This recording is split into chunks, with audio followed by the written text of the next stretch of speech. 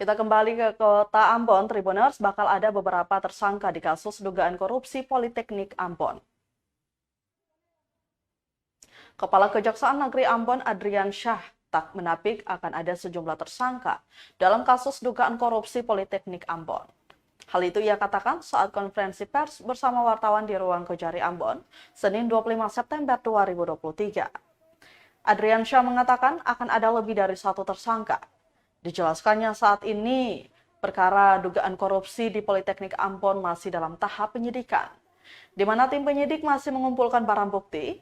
Adrian Syah menegaskan penetapan tersangka setelah TIK mendapatkan perhitungan kerugian negara dari ahli. Lebih lanjut, jelas Kejari, meski telah melakukan pengembalian kasus ini, tetap berjalan tak terhenti seperti yang dituduhkan.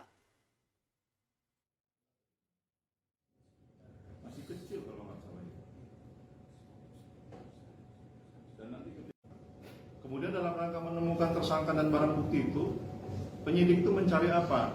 Yang dicari adalah alat bukti.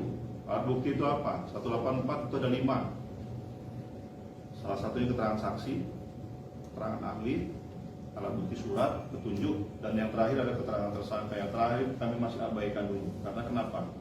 Ini kan dia mempunyai hak mungkir, hak ingkar dia. Dia mau jujur mau bohong itu terserah dia, dan undang-undang melindungi itu.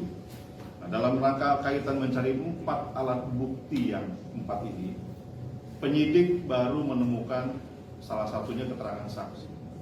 Dan keterangan saksi ini dalam tipikor itu belum bisa berdiri sendiri dan harus kami carikan dari keterangan ahli. Ahlinya dari mana? Salah satunya dari LKPP yang berkompeten di pengadaan barang dan jasa. Kemudian di mana lagi? Adalah auditor dari BPK atau BPKP.